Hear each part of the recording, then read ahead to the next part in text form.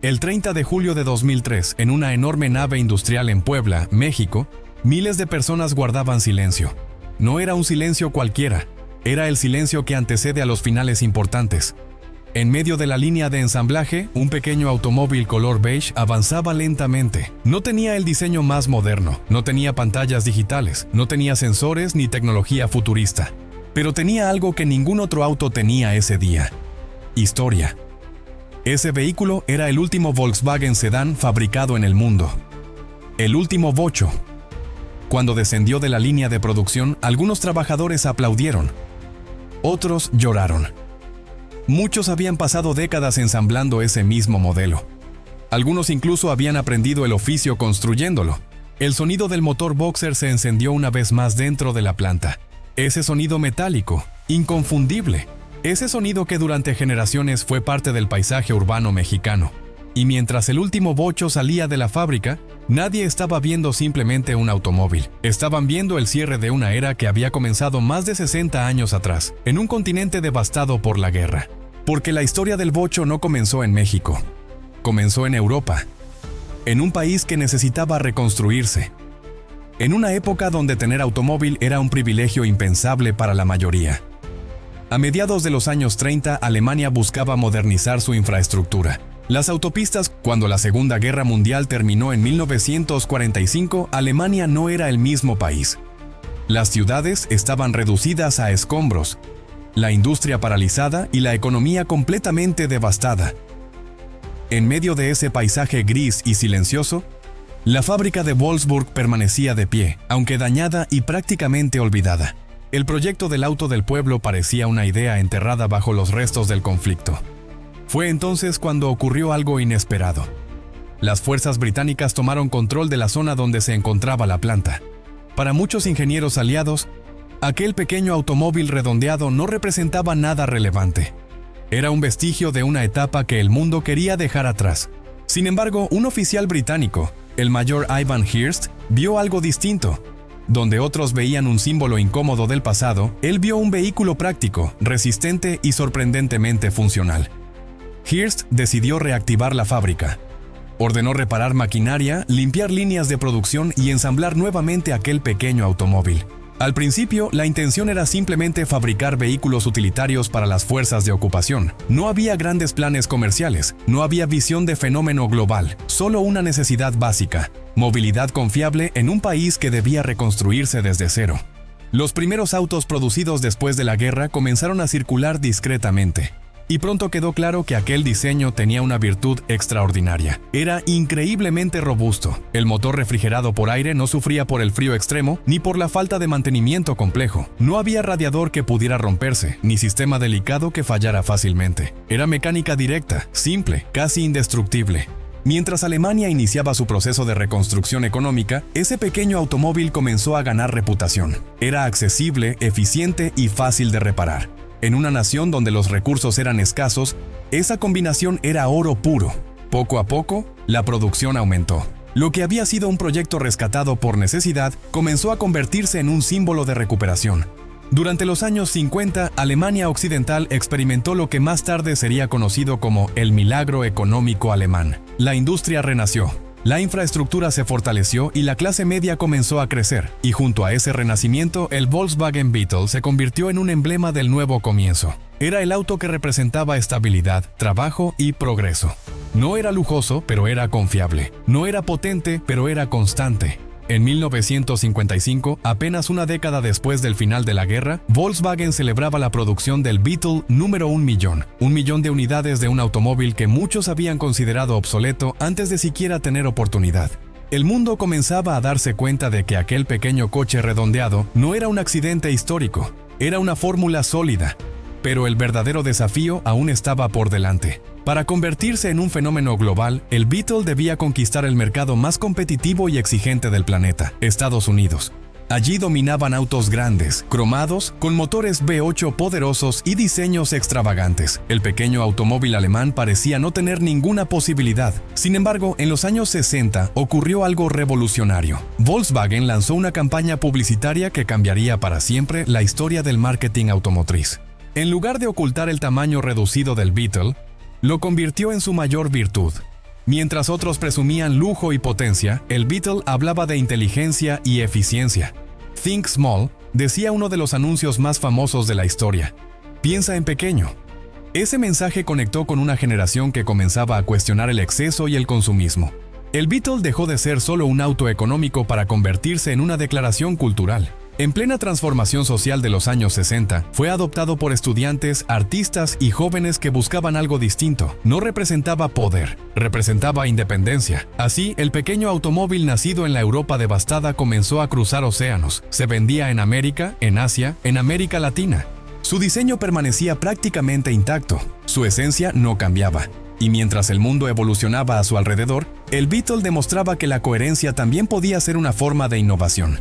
Pero el lugar donde ese automóvil encontraría su segunda patria, donde dejaría de ser simplemente Beetle para convertirse en bocho, estaba aún por descubrirse. Y esa historia comenzaría en un país con calles vibrantes, ciudades en expansión y una necesidad creciente de movilidad accesible: México. A mediados de los años 60, mientras el Beetle consolidaba su éxito en Europa y Estados Unidos, México vivía una etapa de crecimiento acelerado. Las ciudades se expandían, la industria nacional se fortalecía y una nueva clase media comenzaba a surgir. Con ese crecimiento llegó una necesidad urgente: movilidad accesible, confiable y económica. Volkswagen entendió que América Latina no era solo un mercado más, era una oportunidad estratégica. En 1964 comenzaron los primeros pasos para ensamblar el Beetle en México, pero el verdadero punto de inflexión ocurrió en 1967, cuando se inauguró oficialmente la planta de Puebla. No era una instalación provisional, era una apuesta a largo plazo. Volkswagen no venía solo a vender autos, venía a producirlos, a integrarse al país. Desde el inicio, el pequeño automóvil encontró terreno fértil. México necesitaba exactamente lo que el Beetle ofrecía: mecánica sencilla, mantenimiento barato y resistencia comprobada. Las calles irregulares, los caminos largos y las condiciones variables no intimidaban al motor boxer refrigerado por aire. Al contrario, parecían hechas a su medida. Y fue en México donde el Beetle dejó de ser simplemente escarabajo. El nombre Volkswagen era difícil de pronunciar para muchos. Poco a poco, en la conversación cotidiana comenzó a transformarse. El Volks. El bocho. El apodo se volvió oficial en la cultura popular antes que en cualquier documento corporativo. Y así nació el nombre que lo inmortalizaría en el país. Durante los años 70, el bocho se convirtió en el automóvil por excelencia de miles de familias mexicanas. Era el primer auto de muchos jóvenes. Era el vehículo que acompañaba viajes familiares por carretera con las ventanas abiertas y el sonido constante del motor detrás. No tenía lujos, pero tenía carácter. No tenía aire acondicionado sofisticado, pero tenía resistencia. Pronto, el bocho encontró otro papel que consolidaría su leyenda: el taxi. En la Ciudad de México, el pequeño sedán comenzó a dominar las calles. Su tamaño compacto era perfecto para el tráfico urbano. Su mecánica simple permitía jornadas largas con costos de mantenimiento bajos. Y su confiabilidad lo hacía ideal para trabajar durante horas sin descanso. Durante décadas, miles de bochos verdes circularon por la capital. Subirse a uno era parte de la experiencia cotidiana. El sonido del motor, la puerta ligera, el asiento delantero que se abatía para permitir el acceso trasero, todo se volvió parte de la memoria colectiva. Para millones de personas, el bocho no era un auto más. Era el vehículo que los llevaba al trabajo, a la escuela, al hospital, al aeropuerto. Era parte de la vida diaria. Mientras en otros países el Beetle comenzaba a desaparecer, en México vivía su época dorada. La planta de Puebla incrementaba producción y el bocho se consolidaba como un pilar de movilidad nacional. No era el más rápido ni el más moderno, pero era el más constante. Y en un país en crecimiento, la constancia era invaluable. Con el paso del tiempo, el bocho también se convirtió en un símbolo emocional. Estaba presente en fotografías familiares, en recuerdos de infancia, en historias de carretera. Aprender a manejar en un bocho era casi un rito de iniciación. Su embrague firme, su dirección directa y su sonido inconfundible formaban parte de la experiencia. Pero el mundo automotriz no se detenía. A finales de los años 80 y principios de los 90, nuevas regulaciones ambientales y estándares de seguridad comenzaron a presionar. La industria avanzaba hacia tecnología más compleja, más electrónica, más sofisticada. El bocho, fiel a su esencia, comenzaba a parecer un sobreviviente de otra era. Aún así, resistía, porque su fuerza no estaba en la modernidad, estaba en la identidad. Y mientras millones de mexicanos seguían confiando en él, el pequeño automóvil continuaba rodando, desafiando el paso del tiempo. Sin embargo, toda leyenda enfrenta su momento decisivo. Y el bocho, después de décadas dominando las calles mexicanas, comenzaba a sentir el peso de una industria que avanzaba demasiado rápido. El desafío ya no era conquistar el mundo, era sobrevivir a él. Durante los años 90, el mundo automotriz ya no era el mismo. La tecnología avanzaba con velocidad implacable. Los autos comenzaban a incorporar sistemas electrónicos, mejoras en seguridad, estándares de emisiones más estrictos y diseños cada vez más aerodinámicos. La industria se transformaba y el bocho, con su arquitectura nacida en los años 30, empezaba a quedarse atrás. En México, el pequeño sedán seguía siendo popular, pero la competencia se intensificaba. Marcas japonesas ofrecían autos compactos con mayor equipamiento, mejor eficiencia y diseño más moderno. Modelos como el Nissan Tsuru comenzaron a ganar terreno, especialmente en el sector del taxi. Ofrecían 4 puertas, mayor comodidad para pasajeros y cumplimiento más sencillo de nuevas regulaciones. El bocho intentó adaptarse. A finales de los 90 incorporó inyección electrónica para cumplir con normativas ambientales más estrictas. Fue un cambio importante. El viejo carburador dio paso a un sistema más eficiente, más limpio y más estable. Era una actualización necesaria, pero no suficiente para ocultar que la estructura del vehículo seguía siendo la misma de décadas atrás. Las normas de seguridad representaban un desafío aún mayor. Mientras el resto del mercado avanzaba hacia bolsas de aire, zonas de deformación programada y estructuras reforzadas, el bocho mantenía su chasis clásico. Su diseño, que durante años fue símbolo de resistencia, ahora era visto como limitado frente a estándares modernos. El golpe más simbólico llegó cuando la Ciudad de México anunció que los taxis bocho de 2 puertas serían retirados gradualmente por razones de seguridad. Aquella decisión marcó un antes y un después. Durante décadas, el bocho había sido el rostro del transporte urbano. Ahora comenzaba a desaparecer del paisaje que ayudó a construir. Sin embargo, lejos de extinguirse silenciosamente, el bocho empezó a transformarse. Mientras disminuía su presencia como herramienta de trabajo, crecía su valor emocional. Ya no era simplemente el auto accesible, se estaba convirtiendo en símbolo de una época. En paralelo, en otras partes del mundo, el Beetle clásico ya había dejado de producirse años atrás. Europa lo había despedido, Estados Unidos también. México se convirtió en el último bastión del diseño original. La planta de Puebla era el único lugar en el planeta donde todavía salía de la línea de ensamblaje aquel automóvil concebido antes de la Segunda Guerra Mundial. Esa exclusividad le dio un nuevo significado. El bocho mexicano ya no era solo un auto popular, era el último sobreviviente de una era automotriz que priorizaba la mecánica sobre la electrónica, la simplicidad sobre la sofisticación. Pero la realidad era inevitable. Las regulaciones continuarían endureciéndose. La industria seguiría avanzando. Y Volkswagen sabía que no podía sostener indefinidamente un diseño cuya arquitectura tenía más de 6 décadas. La decisión final no fue abrupta. Fue el resultado de una transición lenta, casi silenciosa, como una despedida que se va anunciando poco a poco, hasta que un día deja de ser rumor y se convierte en certeza. El bocho se acercaba a su último capítulo, y aunque el motor boxer seguía sonando con la misma cadencia de siempre, el tiempo estaba marcando el ritmo de su despedida. El final no sería trágico, sería histórico, porque cuando un automóvil logra trascender generaciones, no muere simplemente al dejar de producirse, se convierte en leyenda. Y el último acto de esa leyenda estaba a punto de comenzar en Puebla, donde miles de trabajadores se preparaban para fabricar las últimas unidades de un modelo que había acompañado la vida de millones. La despedida sería digna, sería simbólica y sería profundamente emocional. El año 2003 no comenzó como cualquier otro en la planta de Puebla. Había una sensación distinta en el aire. Los trabajadores lo sabían, los ingenieros lo sabían, incluso los proveedores lo sabían. El ciclo estaba por cerrarse. Después de décadas de producción ininterrumpida, Volkswagen anunció oficialmente que el sedán clásico dejaría de fabricarse. No fue una decisión impulsiva. Fue el reconocimiento de una realidad inevitable. Las normas de seguridad y emisiones seguían avanzando. El mercado había cambiado, y el bocho, fiel a su esencia original, no podía transformarse sin dejar de ser lo que era. Pero Volkswagen no permitiría que se fuera en silencio. Para despedirlo se creó una serie especial, un homenaje cuidadosamente diseñado. Se llamó Última Edición. Fueron 3.000 unidades fabricadas exclusivamente para conmemorar el final de una era. Colores especiales como el azul Aquarius y el beige Harvest Moon evocaban versiones clásicas del pasado. Los rines cromados, los interiores distintivos y los emblemas conmemorativos recordaban que no era un modelo más. Era el último capítulo de una historia que comenzó antes de que muchos de sus compradores nacieran. Cada unidad producida en esos últimos meses llevaba consigo una carga simbólica. No era simplemente un automóvil nuevo, era una pieza de despedida, un objeto destinado a convertirse en recuerdo. Y entonces llegó el 30 de julio de 2003. En la línea de ensamblaje de Puebla, el último bocho avanzó lentamente. Unidad número 21P529464 producida en el mundo. Más de 21 millones de ejemplares desde aquel primer diseño de los años 30. Una cifra que lo colocó entre los autos más producidos en la historia de la industria automotriz. Cuando salió de la línea, la planta se detuvo. Hubo aplausos. Hubo abrazos. Algunos trabajadores llevaban más de 20 o 30 años construyendo el mismo modelo.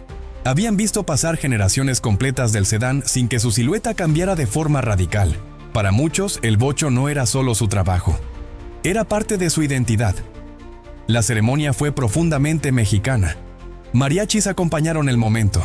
No fue una despedida fría ni corporativa, fue emocional, casi familiar, porque en México el bocho había dejado de ser simplemente un producto industrial. Era parte del paisaje, parte de la memoria colectiva.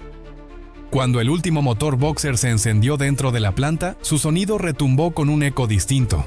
Era el mismo sonido que había acompañado millones de historias, viajes familiares, trayectos de taxi, primeras citas, caminos de tierra, calles congestionadas, carreteras interminables.